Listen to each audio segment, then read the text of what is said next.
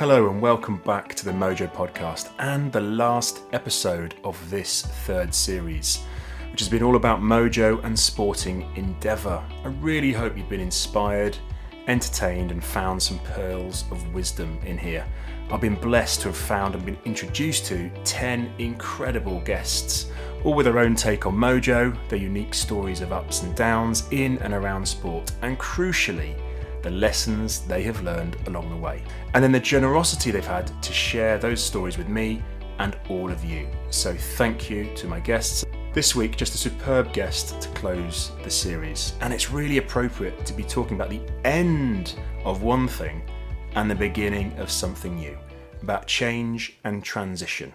I found myself, after having retired or being forced to retire because of injury, I would introduce myself, and if people said, "Oh, hi, like, what's your name?" or whatever, "What's your name? What do you do?"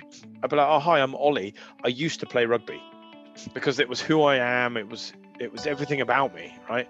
I was Ollie, the rugby player. I was Ollie, the Stade Francais player. Ollie, the England captain. Ollie, the best player in the world. Whatever it was, but I was that. That was me. I lived and breathed that because, from the age of 4. I'd become institutionalized in being a professional athlete. This week, my guest is Ollie Phillips, former England Rugby international, global adventurer, entrepreneur and businessman, sports journalist and commentator. And those are just a few of Ollie's achievements and identities. There is much more as we discuss, such as sailing around the world, cycling across America, and leading the world's most northerly game of rugby at the North Pole. He's a busy guy and a fabulous guest. It's funny, but when I sit and edit these podcasts and listen back to what my guests have shared in the moment, so much more becomes obvious to me. Of course, I listen deeply and I try to create the environment for a flowing conversation, but it's when I listen back I get the fuller picture. Often not the story I perhaps expected to emerge, but a deeper one. And in Ollie's case, a really honest, personal examination of just how tough it was to go from the high stakes, instant feedback, huge adulation environment of professional sport into the world of business. And in those tough times, what became clear is that Ollie has done the work on himself to make sense of who he is and what and who he wants to be. And to be able to reflect back on that glittering career in rugby that now helps him coach the rugby stars of the future in a better way. He also takes his learning and experience from sport and moves it into the business world to help corporates and people who work there better understand their own potential and how to reach it. So you're going to love this one, so I'm not going to delay you getting to the brilliant conversation. All about the power of shared experiences, transitioning, identity, what drives us, parenting, and what it means to have an attitude of gratitude. If you're a regular listener, you'll know how much I value feedback for this podcast, so please do hop over to Apple Podcasts and leave a 5-star rating. That takes just one click. And if you have 30 seconds, please do write a short review too. Those reviews really matter and make all the difference in new listeners being able to discover the Mojo Podcast and allow them the powerful shared experience of hearing from amazing guests like Ollie. And if you like this one, hey, there are 9 other amazing conversations in this series, so go and give those a listen too. So thanks for listening, thanks for the feedback, and thanks for thinking about your mojo. Now, over to my conversation with Ollie Phillips. Welcome back to the Mojo Podcast, and I'm delighted for this episode. We're back in the UK, we're on the outskirts of London, in Henley, and I have Ollie Phillips with me today. Ollie, how are you doing? I'm wonderful, thanks, Richard. Great to be here, and delighted that it's finally sun shining and summer is coming. Well, we're going to talk about optimism, but I dare say there's a grounds for optimism with the weather that the UK especially has been seeing recently. So, on that, feeling wonderful. I love to do this. I love to check in on people's mojo number. So out of 10, where would your mojo be today, Ollie? Mojo's definitely high today. It's a good day today. I would say I'm kicking at the sort of high 8s, 9s. I mean, we could even push the boundaries to a 10 out of 10, but there's always room for improvement. So let's go for the 9s. Let's go for a 9. Okay, and so that improvement, to stretch that 9 to a 10, what would it have to be for you to go, yeah, it's a 10 out of 10? It's like the winning lottery ticket comes in, doesn't it? I mean, it doesn't necessarily be money, but just a total game changer day that, what would be the extra 1%? I would love that all goes smoothly for this, my next adventure that I've got coming up, which is in Ireland in July, because it's still touch and go as to what the rules and regs are in Ireland. So the extra one would be that everyone's fine. All 40 of us can go cycle around Ireland as part of a epic adventure. Oh, right. So that's the next epic adventure. Okay, I'm sure we'll touch on that because, I mean, one of the many reasons we're talking today is a litany of epic adventures that you've been on, and I want to get into some of those. Just before I do, so that we found, your Mojo high today, 9 out of 10, and what it might take, that little extra to stretch it to a 10. So when I say Mojo and ask you about it, what does that mean to you personally? Your general mood set, your mindset, how you're approaching your day, how you're feeling about life, how people around you are impacting on you and influencing your sort of trajectory, whether life's on course, off course, all of that sort of stuff for me plays into my sort of overall mojo, which is how do I present myself every day in every single environment. So it's kind of how you're showing up every day in what you're doing. Yeah, for me, that's what it means. Yeah, lovely. And and that's why I asked. It's a very personal thing, I think, to different people.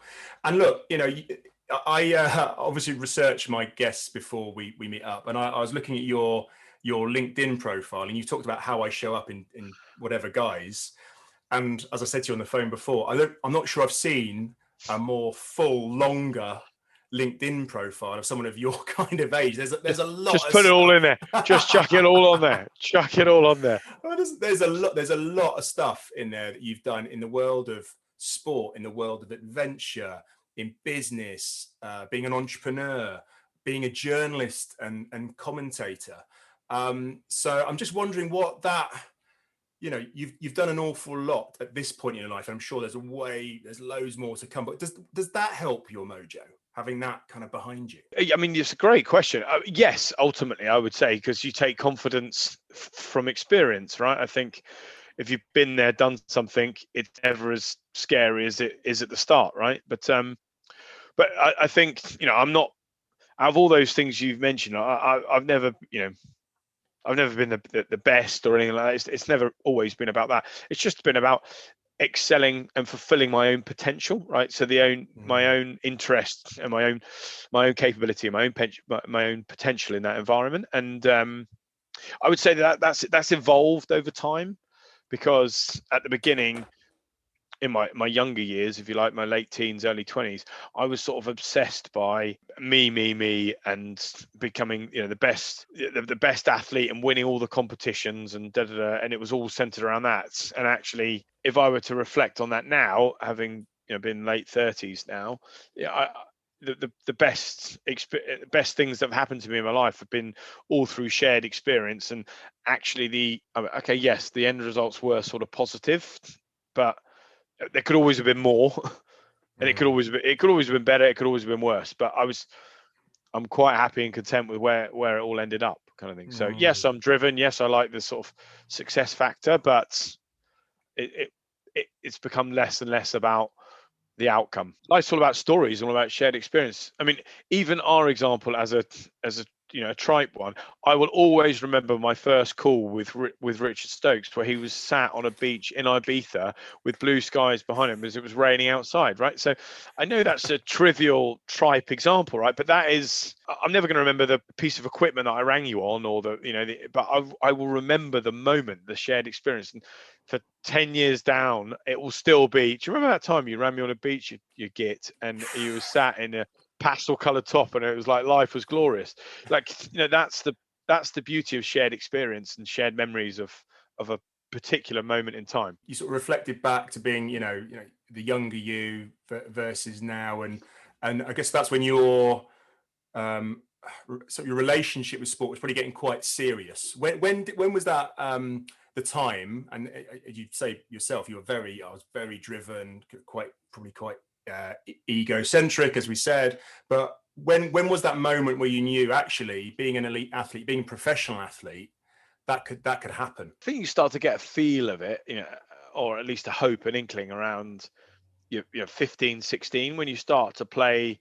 Well, one of my caps behind me is actually one of my sort of England students cap on there, but you start to sort of understand England under 16s, England under 18s. You're playing in this environment, you're playing for your county, it's all about this sort of achievement and recognition. You play for your school, you play for your county, you play for your division, you play for north, south of England, then you play for your country, and then you play in a World Cup and all the rest of it. So you go through the youth setup where you're already getting exposure to these highly competitive environments, but equally these amazing life experiences with a shared group of people. So that you already start to get the bug and the appetite to be part of that, if you like, to continue on that journey or that experience. And then professionalism rolls into that as you hit sort of 18, 19, 20.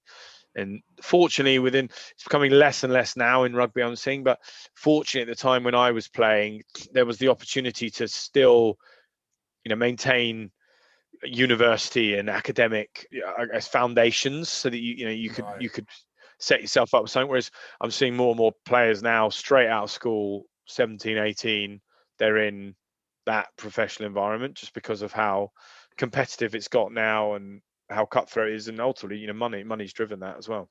So it's kind of a different era now in terms of definitely. as the sport develops. But that's the sport you chose to excel at or were naturally drawn to was a team sport. Back to your point about shared experiences, and it sounds like that was maybe a big driver of it for you. Is that the case? Yeah, I mean, I've actually done a load of work in terms of what was sort of fueling, if you like, that ego, for want of a better description, but my drivers all the way through. So, and certainly for me, there was a high dependency and need for team environment, but that also stemmed from this need for recognition, reward, encouragement, support from others, validation from others.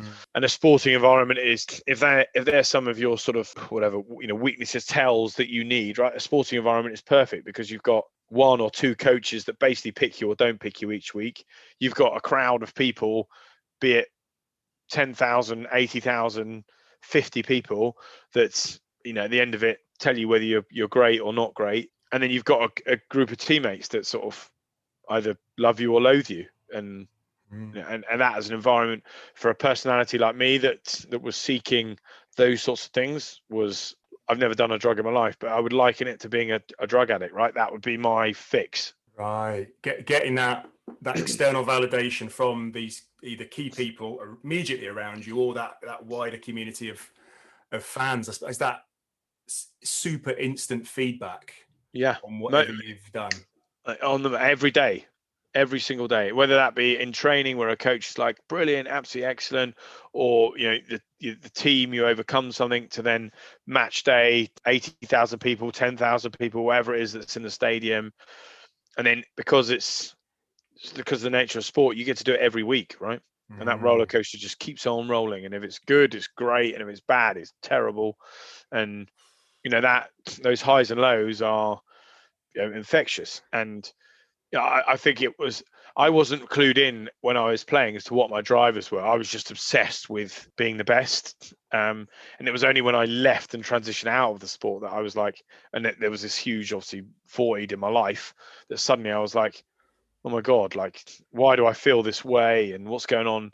And I suddenly started to, do a bit of digging and realizing, wow, okay, there's more to me than I realized, and it was more sort of complicated or complex than I appreciated. Yeah. So let's talk about that because one of the themes I wanted to talk about was transition from elite athlete, as you say, playing at the absolute highest levels of the game in terms of the 15s version, the 7s version of the game, playing for England, captaining England.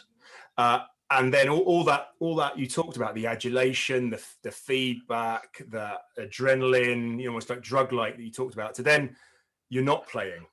So how do you get your head around that? What did you need to do? Yeah, I think this is this conversation is that the hardest for, I guess, people that aren't involved in the environment to understand. And then equally, the conversation that those that are involved in the environment would like to try and ignore or avoid in chatting around, because ultimately it's the end of the adventure. And if you're sitting on the outside, if you like, it's a roller coaster ride that you would love to be on. Like most people would love to have the opportunity to play professional sport, represent their country and everything else like that. So you kind of have to walk that little tightrope when you talk around it of like, I don't want to seem ungrateful or like, it wasn't something I wanted to do, but equally there is still a fall off. Like there is still a cliff edge that you come to. And emotionally, I think it's very difficult to prepare yourself for that, because to your point, you grow up for a long, bear in mind, I started playing rugby when I was 4. So those things that you don't really appreciate, but those emotional cues of like every weekend you play for your mini rugby club and you're like, the best kid running around and you're doing this and you're doing that. All of that obviously starts to build and maybe layer on and mask over some of the insecurities that you might have as a little one. Like my parents divorced when I was 10, 11. So as a result of that, that left I didn't appreciate any of this at the time, but that left a void at home in terms of someone to look up to and get recognition and reward of and be told I was good and they're proud of and all that sort of stuff. That then rugby became the avenue through which I got all that fulfillment. So then you go through that, you progress through your life, you get a contract, you then play for your club, you play in the European Cups and you get picked for England and you get picked to captain England. And then I was fortunate, I got voted as the best player in the world. So all of these things just build and build and build. And as a rugby player or a sports person, whatever, you are a specialist, right? You are used to being a specialist. Like if I use rugby as the analogy, I was a winger. I was a specialist at give me the ball, I'm fast, I can finish tries. Equally, someone that's a specialist prop is like, give me the opportunity to bend down, go shoulder to shoulder to someone else, and I'll destroy them in a scrum or whatever else. So everyone's got an area of specialism, and you work and you refine that area of specialism to the point where you are the top 1 percentile in the world of people that can play rugby. Right? You're the best of an elite crop of people. And then when that stops, when the curtain comes down, and you're like, okay, thanks very much. Off you go into like the working world. Everyone that you've been, all your peer group, all your friends, and everything else around you that are outside of rugby, they've obviously done 12 years in industry. Like most people are coming out at 32 to 35, unless you get injured and it's a bit earlier. But your peer group around you, they've worked for 12 years, hard slog in whatever they're doing. And now they're specialists in their specialist area. So they've got an area of specialism. You're coming out with new responsibilities. Some people are married, kids, whatever. You're used to a certain lifestyle, etc., etc. And then you're walking into a working environment where actually your new role is as a generalist.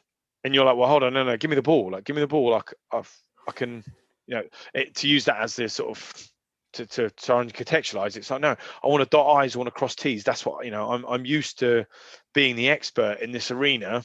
And then you've obviously got all the other bits of, I guess, your insecurities coming in of like, I'm used to being an authority and credible and accountable in my job and my function. And yet here I am in this new environment where I'm, maybe in a role of responsibility, but really I haven't got a clue what's going on. I haven't got a clue. How can I make decisions around stuff like, I don't know. I don't know to use the rugby analogy. Like I've been on the field for 20 years. Like I know what good looks like. I know what bad looks like. I can call bullshit. I can play the game. And equally, I've got an area of specialism in the game, but I can also understand everybody else's role and function. Like not to the same degree that they can, but I can at least still commentate on the game. Yeah. Whereas in my new environment, whatever mine was PwC, but whatever else that, whatever it is for anyone else, it's like, well, what's this? What game is this? I don't understand this game. And how can I be a specialist in this? And who here is going to tell me I'm great? And, the other good thing about sport was you got immediate feedback, as you said. 80 minutes at the end of it, I've won or lost. Okay, brilliant. Dust your hands off, turn up on Monday, let's process what we did right, process what we did wrong, let's have another go at it on Saturday. Whereas in the working world, you could be like, right, let's let's go and make this investment decision, or let's go left, let's go right, and then let's wait for 3 years to see whether it worked. The transition emotionally, mentally, psychologically, physically is huge. You're physically, you're in the best shape of your life, the fittest you've ever been, the strongest you've ever been. I mean, you're never going to look like you look like in a pair of, budgie smugglers or a pair of swim shorts. And I can see, a lot of people might listen and go, yeah, pass me the violin, mate. But I'm not asking for pity, or I'm just sort of trying to sort of articulate what the emotional transition is about and what it's like. Well, completely. And this series, I've been talking to a lot of current athletes, and lots with a bit of an eye on the future. And one of the things we talked about is that sense that when athletes are on the field, we kind of, as the public, we just see them in this way of being, you're obviously invincible, you're an athlete, you're there in the uniform, and we don't necessarily think about them as the human being, not nearly enough. And I think what you're talking very eloquently there about that transition is, I've always been a human being, just I was doing this role, and now I'm taking on this one. And guess what? It's not easy. And how could it be easy? How could it be easy? Yeah, 100%. And equally, to add to that, it's I'm now doing this role, and my whole identity, if you like, for the from my adolescence all the way through to my adulthood, has been shaped, formed, molded, and ultimately underpinned by my role as a sports person. I found myself, after having retired or being forced to retire because of injury, I would introduce myself, and if people said, "Oh, hi, what's your name?" or whatever, "What's your name? What do you do?" I'd be like, "Oh, hi, I'm Ollie. I used to play rugby," because it was who I am. It was everything about me, right? Yeah. I was Ollie, the rugby player. I was Ollie, the Stade Francais player. Ollie, the England captain. Ollie, the best player in the world. Whatever it was, but I was that. That was me. I lived and breathed that, because from the age of 4, I'd become just engrossed and institutionalized in being a professional athlete. Yeah. So how that point on identity, how did you start to sort of grab that back and come back to, as you said, you've done a lot of work, post coming out of rugby, about who you are, and what you're about? Well, I think it was, I know it was because my behavior in my day-to-day life at that point started to become destructive for me, and for me personally, and for other people that were important in my life, and equally and my behavior wasn't a fair representation of ultimately who I wanted to be, the values that I sort of stood by, and if you like, my epitaph when I die, my behaviors were not the things that I wanted to be remembered by and referred to.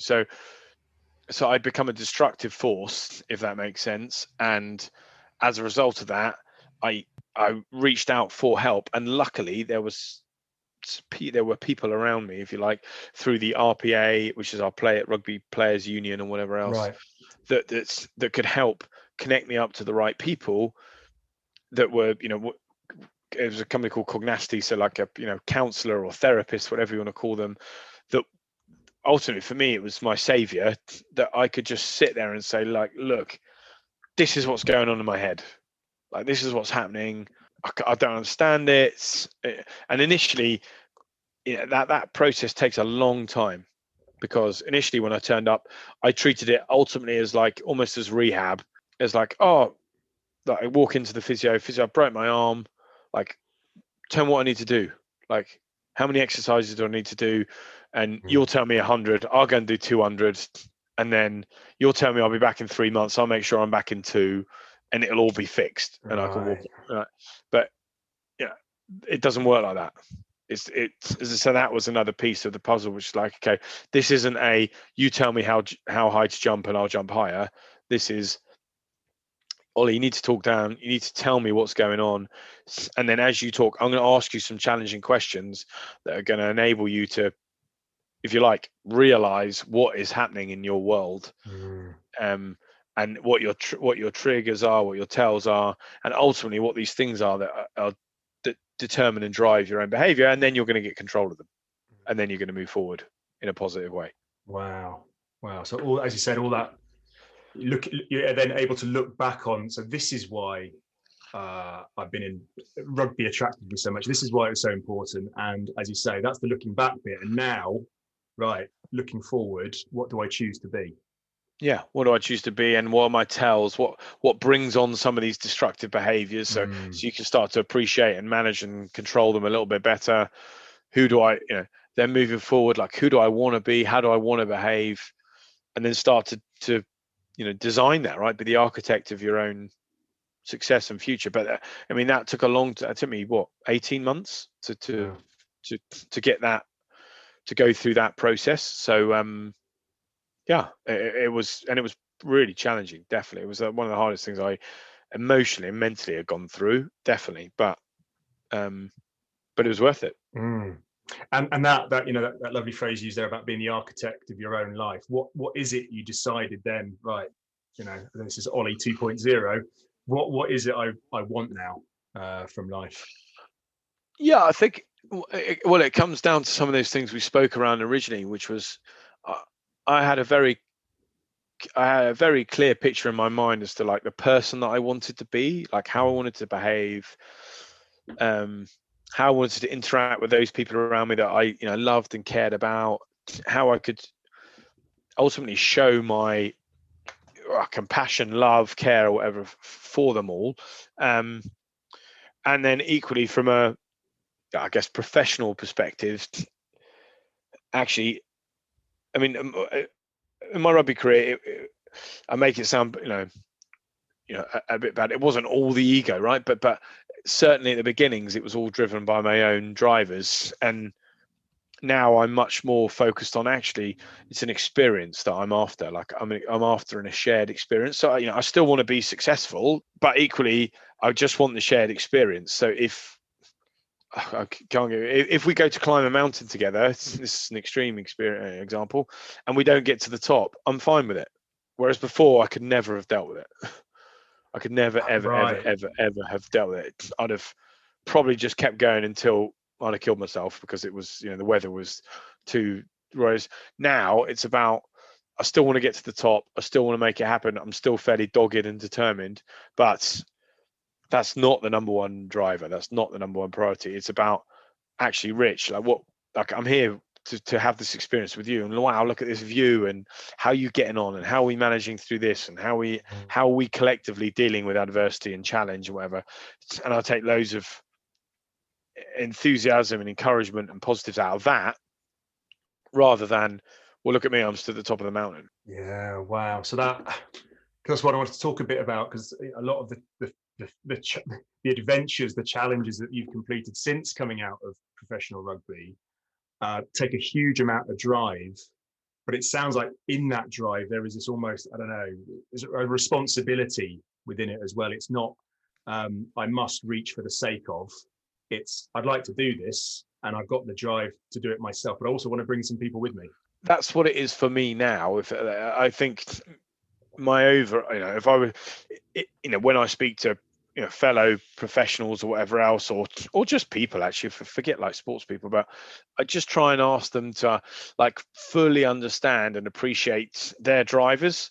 I mean, Simon Sinek calls, it's been coined all over the place, but obviously your why, like just really understanding like why it is important to you, and ultimately what fulfillment you get out of this, and then just sense checking that is actually aligned to who you are and what you want to be, and everything else that you've kind of sort of set your precedent out as to who Ollie Phillips or Richard Stokes wants to be remembered by. If that's consistent, obviously go get it. I mean, go after it. Be dogged, be determined, be driven, be focused. Of course, I'm not saying like be apathetic and don't pursue anything and just give up on. No, that's not what I'm saying. But if you like, I was immensely driven. In all honesty, maybe I could have taken I took a lot of enjoyment, but maybe I could have taken even more enjoyment and fulfillment out of my professional rugby career if I had been really in tune with my drivers, which, in all honesty, like I wasn't. I was just going at it hammer and tong, because I thought being the best in the world was what I wanted to be.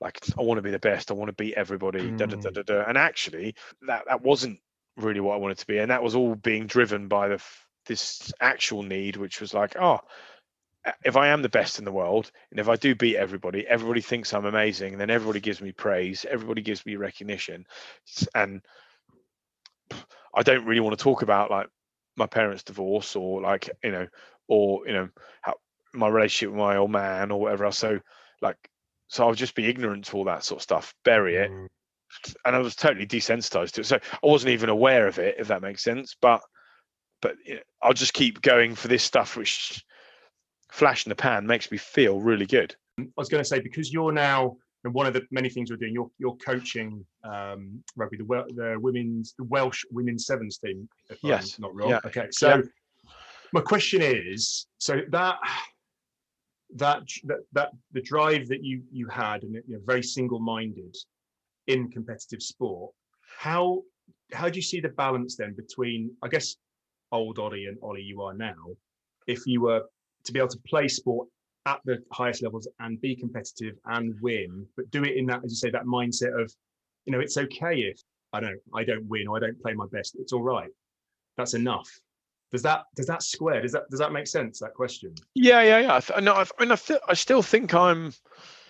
If I see in my coaching style and whatever else now with I do one-on-one executive coaching, and I'm head coach for Wales Women, right? And all of that is fueled by me wanting to help people achieve the best versions of themselves that they possibly can be. So I think it's maybe this is where the miscommunication sometimes comes in, right? But it's not about being driven, because I think aspiring to be successful, aspiring to achieve things is part of life, right? It's part of the fun of the whole experience of like, wow, okay, I wanted to do something, I set a goal out, and wow, I've achieved it. Like, that's really respectable, and that's really incredible thing to do.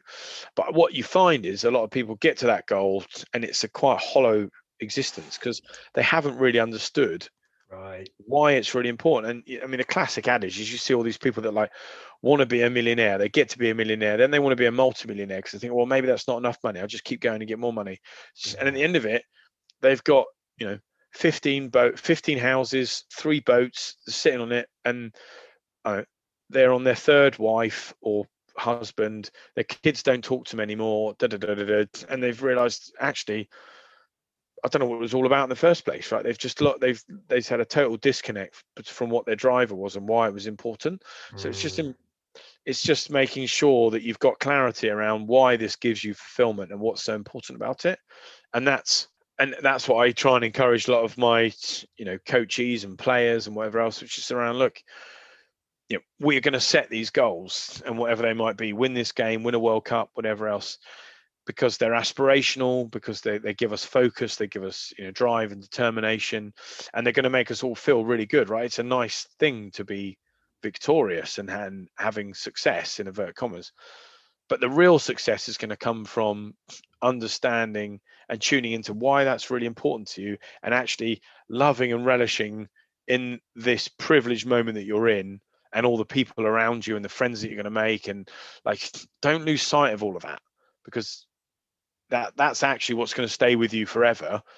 Your World Cup medal will sit on a wall, and just like my caps on the wall and whatever else, like, they sit there and collect dust. So it's not about that. It's about that shared experience and about the memory. And amazing perspective you've got, because you've been through it, you've lived it, and you can play that back to especially the people in sport you're coaching, because you hear it a lot, don't you, about people fulfill that, the ambition, I've won this league or that cup, and then there is that emptiness. I think Johnny Wilkinson, classic example of that in terms of post 2003 World Cup, and his levels of depression got deeper and deeper after that. But how can thinking about the world of sport now, how can we help younger people coming through sport with that understanding then of, as you say, success is actually being the best version of yourself, not necessarily it's got to be that label. And I think that's the important part, right? I think it's just making sure that as young kids come up and go through systems or teams or whatever else, and they've got aspirations, that they've got goals, that it's the classic, right? But it's not the overbearing parent that just wants little Johnny or whatever else to be everything that they couldn't be, right? Because at the end of it all, little Johnny comes out the end of the whole experience thinking, well, when they hit a level of maturity, going, well, I don't know what this was all about in the first place. I don't know why it was important to me. And actually, all I was ever doing was trying to make my dad happy or my mum happy, or whatever else, whatever that story is, right? But just trying to encourage. I've got 2 young kids of my own, 3 and 1. Just trying to encourage them to do and be whoever they want to be, like, and be comfortable within that. And actually, as a parent, as a coach, or whatever else, your role is just to provide different pictures, right? Just give them exposure to as many different opportunities as possible, so that they can paint their own. They can determine their own direction of travel, and as a parent, you'll take great confidence and satisfaction in the fact that you've helped steer your daughter or your son in the direction that they know gives them fulfillment. And that, for me as a parent, for example, is the only thing that would make me really happy, would be knowing my kids they feel valued, they know what they want in life, they're super enthusiastic, they wake up every day with a smile, and that's what it's all about. Like, and I think you can get lost in that, like, no, I'm just going to be hard on them and make them work hard. Of course, you need to instill like good habits and behaviors in people, right? But just make sure it's not all becoming about you and your life vision and what you want for them, because what you want for them might not be what they want for themselves. And that's it. And as as a new dad as well myself, it resonates a lot about having the awareness in yourself to know whose dreams and ambitions are these that I'm talking about to my son. Exactly. I don't want to. I'm not going to force this on him, and it seems to me that the parental responsibility in that is to have the awareness of yourself to go, who is this for? that I'm dragging you to rugby or football training on this wet Sunday, when actually you prefer to be at home playing your guitar or doing some art, or whatever it might be. As you say, whatever fulfills that child's personal potential and ambition and makes them happy. That is the greatest coaching responsibility in the world, right? I mean, it's forever, that role as a coach, that one as a parent. And I think the more support everyone can give to each other, and the more IP knowledge we can all share around stuff that happens, and how we can give each other greater exposure, the better, right? Because no one's ever born to be a great parent, right? There's not a handbook, there's not a manual. Loads of people have written books about it, but like, there's no like set way of like parenting. You just feel it out as you go, right? So but you learn and you adapt. But the critical part, as you said, is making sure that it doesn't become about you and your story. It's got to be about them and their story, and you just try and support them and give them as much color in their life as possible. And you just, obviously there are going to be moments where you push them a little bit, just to help them experience and realize that actually they can do this stuff, that they can I had this with my daughter, like the other week. Like, she was on a diving board and she didn't want to jump off, and part of me was like, well, why wouldn't she jump off? Of course she's going to jump off. Just jump, just come on, you'll be fine. Like that. And then I had to like, well, stand back, Ollie, you're 38 years of age, of course you've been there, done it, you can, so don't force her into doing something because she's going to hate it and whatever else. Just encourage her, demonstrate. Like, so I jumped off it a few times, and then lo and behold, like half an hour later, she jumped off in the pool, and I was like awesome, amazing. Whereas I could have been like that oppressive dad, but she starts crying, and the thought process of jumping off a diving board suddenly becomes a nightmare for her, which is a car crash on all fronts. So but it's a fine line, right? I mean, I'm certain it's a trivial example, but all these things are minutiae bits that build into bigger pictures. I was going to say, it all builds up, and it could, that could be I don't know, X years later. Why isn't you don't like jumping off diving boards? Well, I'm scared of heights because it's thing with my dad a while ago. Yeah. But slight change of gears. So I did want to touch on some of your amazing adventures, and actually I'm going to link it to your kids as well. So you've done incredible adventures around the world, top of the world. You've been there, done it.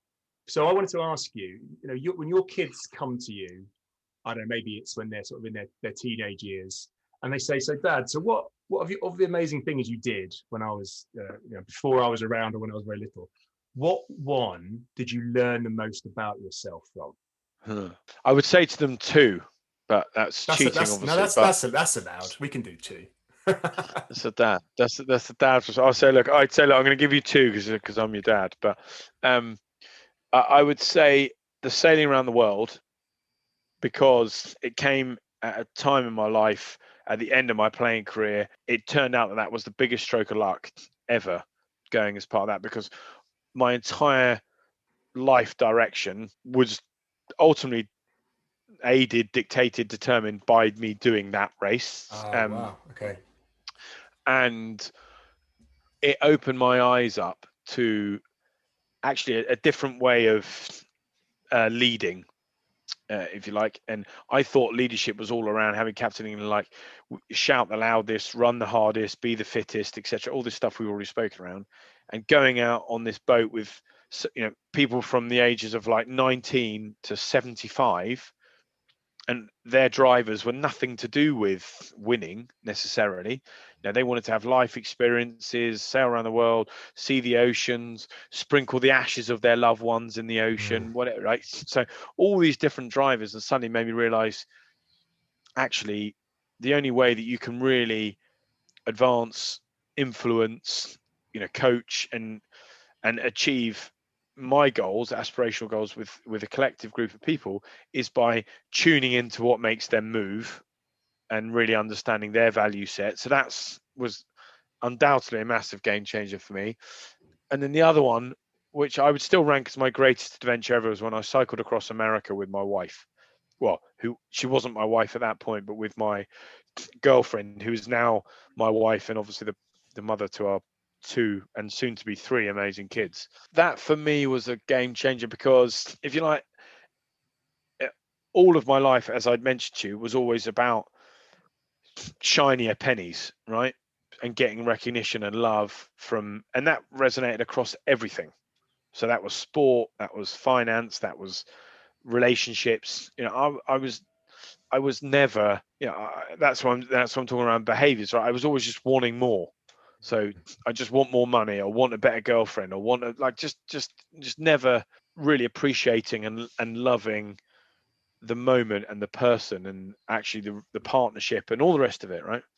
And when I cycled across America, it was the first time ever that I was like, I don't know what the word is, content, or like, I don't need anything else, if that makes sense. I don't need anything or anyone else. So that was probably why that was the biggest moment. And what was it? It was doing something, a very, very tough shared experience again. I guess we're back to that. Was it about going through, I guess, some, you used the word before, ups and downs, highs and lows on that adventure? Was that part of it?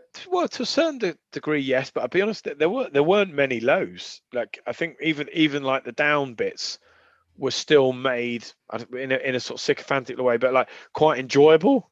Like, because it was like, well, I don't know, traditionally when I've had this sort of down bit, it would be all disaster and everyone would kick off, and she'd go mental at me or I go mental at her, like blah blah blah. Whereas I was like, I just loving the fact that, okay, this is a bit of a crappy scenario, but actually we're dealing with this, and it's actually really enjoyable dealing with it. It's quite hard to sort of articulate. So I think yes, there was an element of that, but I just think it was one of the very first times, if you like, in my life that I was just present. Like, I know it sounds a bit sort of like spiritual, and I'm not that spiritual, but I was just in it and really enjoying it for it and for what it was, and loving every moment, rather than like, what's next and how can I make this better, or how can I get the shinier penny in this scenario. And I just wasn't looking for that. I didn't need that. I didn't feel the need for that.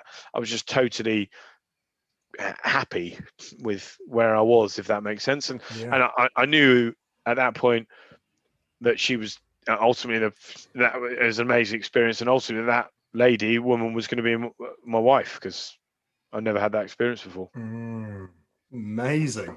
It's deep, Rich. It's deep for a Thursday. I love that on a Thursday. What a way to just solidify a relationship, cycle across America. Or break one or the other. But yes, I mean, it was There we go. To find out anyway, to understand. And Ollie, just to sort of, as we sort of get towards the end of the episode, what I like to do is check in with people about daily habits, routines, almost the non-negotiables of life that you've got to have in your day for your mojo. We check in today, it was it's a 9 out of 10. To be as high as possible. What are the things that you need to do every day? I need to exercise. That's one of the things I have to, I really have to do. Like, I think it's just because it's institutionalized in me. I find if I kickstart my day off by doing some form of getting getting the adrenaline going and getting my body moving, I find that really starts me off on the right foot. So that's a bit of a non-negotiable for me. I can obviously do the odd day without it, of course, but I find if I go like a week or longer without it, I'm cranky. So I need that be one. Non-negotiable is I try and wake up every morning with what I call like an attitude of gratitude. So I just try and think in the morning, and it doesn't have to be big things, right? But like, what am I grateful for this morning? Like my first waking thought, the moment I'm lying in my bed before I've even moved, like, what am I grateful for today? And it could be like, I'm grateful that I'm just lying next to my wife, or I'm grateful that it's sunny outside, or I'm grateful that I've got an opportunity to grow my business today. Whatever it is, right? But just reinforcing in my brain positive messaging. The other non-negotiable is I don't know where this stems from, but I always have to make sure that we made our bed, so that you get into a made bed in the evening. It's just call it a neurotic behavior, right? But I'm like, I feel like if I get up and I make my bed for the day, I feel like I can't describe it, and people will be like, what an idiot listening to this, right? But it just sets the stall out for me of like, okay, like the first thing I've done is I've shown sort of discipline and rigor in that I've got out of bed, I've made it, it's ready, I've set myself up, and I'm ready. I've got everything ready for when I go back to bed in the evening. I get that as a metaphor for preparation and almost just getting yourself as these three things are. I'm set for the day, and now I've done this, I know I'm set for the day. And that's small 2-minute routine. If that gives you this this sense, this value, then you're in a great place. And I get that completely. I'll have to share that with my wife, because I'm not the best at making our bed, to be completely frank and transparent with you. So when she listens to this, she will laugh. Ollie Phillips, well, thank you so much for joining the show today. I just loved the stories, the honesty that's come through that, and the wisdom in it as well, because there's so much learning in this really interesting career that you've had, and you've sort of woven us through it and what you've got from it. So I really appreciate you coming on the show today. Thanks for having me, Rich. I mean, I've got enough grey hairs at 38, so there must be hopefully a tiny bit of wisdom in there. So we love that. But yeah, it's great to be on. Thanks ever so much for having me here. Thanks to everyone for listening. Wow, what a way to finish a series around sport, and that I just loved being able to bring to you. From my very first chat with Martin Perry about positivity all the way through to this one, each guest has brought something wonderful, honesty, and shared their stories with us. So watch this space for a series roundup coming soon. But back to this episode. Thank you, Ollie. As I said, what a way to finish. And there's so much to take away from this episode and chew over for anyone, but especially if you are thinking about any kind of career or life change. This goes to show it's not easy, but the rewards can be huge. Think about who you might need in your corner to help you make that transition. Friends, colleagues, mentors, maybe even a coach. I loved what Ollie says about life being all about experiences and stories. This is so true. And how we share that experience and tell our stories is so much part of who we are. And for someone who's experienced so much success in their life, what success now truly means to him, the shared experiences he's had and how dear he holds those memories, and what he does with what he's learned on each of these incredible adventures and sporting challenges that he's taken on. Speaking of which, Ollie talks about his latest challenge, which starts in just a few days' time. Ollie's taking part in the Great Rugby Cycle, a full tour of Ireland in support of the My Name is Dodie Foundation, which raises funds for research into motor neuron disease. There's over 1,000 miles of riding ahead of him and the other fundraisers, so please support them if you can via the Just Giving link in the show notes.